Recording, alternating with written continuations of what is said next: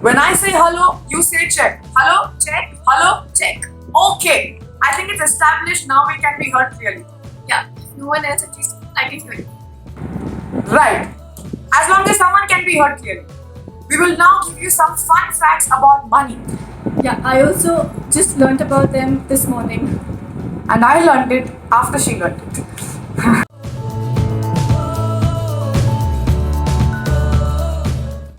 Alright. So between 1958 and 1978, the Indian currency actually had a 5,000 rupee and a 10,000 rupee note denomination in circulation, which was then demonetized in 1978. Did you also know that it costs 6 rupees and 10 paise to mint a 10 rupee coin? And it costs just 96 paise to print a 10 rupee note. Really? Yep. Oh, okay. Moving on.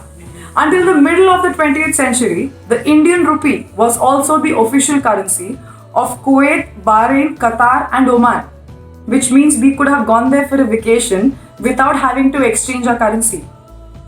Actresses, I tell you, they just keep thinking about holidays and shopping and vacation and. Right.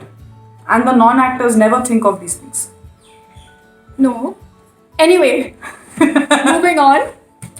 In July this year, Apple, which manufactures the iPhone, was declared the most valuable company in the world. Its valuation crossed $2 trillion. Now, for perspective, the valuation or the GDP of the US economy is close to $20 trillion, and that of India is close to $3 trillion. So, did you know that 1% of the wealthiest people in the world own more than 50% of the world's wealth? And as per World Gold Council, Indians own 25,000 tons of gold, which is also 40% of our country's GDP.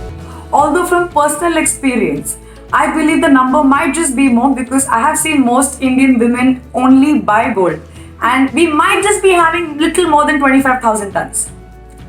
I can agree to that. Don't you think so? Yeah. Looks like.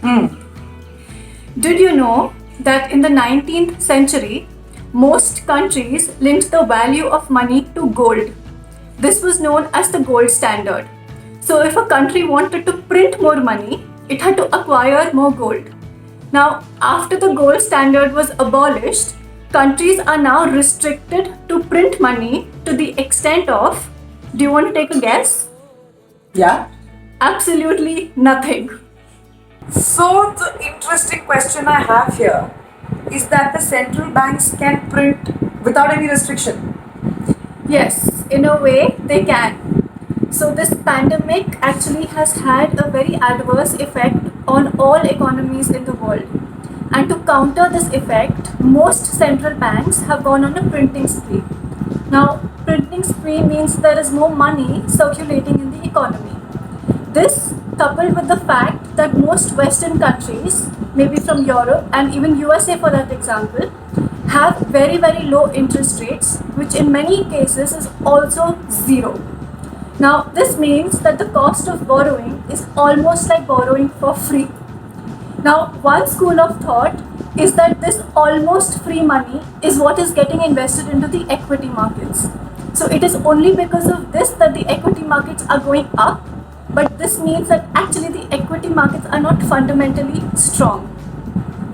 And another school of thought is that the equity markets actually deserve this money because there are too many good times which are still waiting to be unfolded. And especially after what our country and the world has gone through, I really believe the whole world deserves good times. So I will stick to the second school of thought.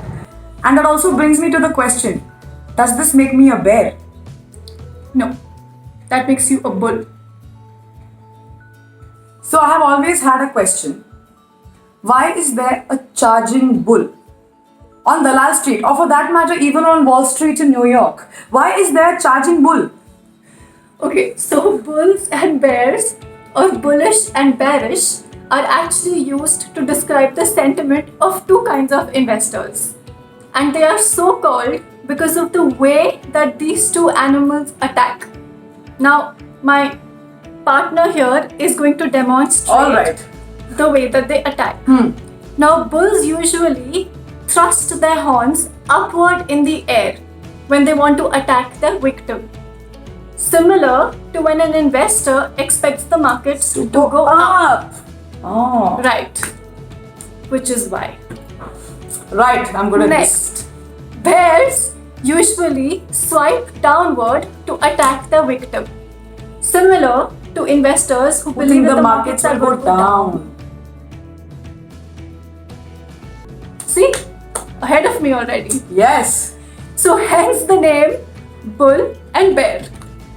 And I assume this is not the same as birds and bees. Oh, sorry, my zoology mixed up. I think it's a lockdown. Sorry. Bull and bear. So, what is it that makes the market sway up and down? Trump will win the next election? Or probably not. Chinese troops entered Indian territory again, and there was a standoff between the troops. And the markets fell. The corona pandemic has caused the equity markets to fall so drastically. And news of the vaccine is going to pull the markets up, up, up. Unemployment is low, inflation is steady, the economy is in excellent health, and the investor sentiment is positive. Hence, the markets are going up. Unemployment is high, the economy is suffering, and investor sentiment is negative. Hence, the markets are moving down. So, before we sign off, just a little gratitude. I would like to thank our celebrity guest who has given us her time and joined us today. I would like to thank my darling sister for calling me that. You're more of a naughty, but okay. Thank you for that too. And out of that thank you, I would like to say, money making Monday morning makes a merry mind. And here's wishing you the merriest Monday ever.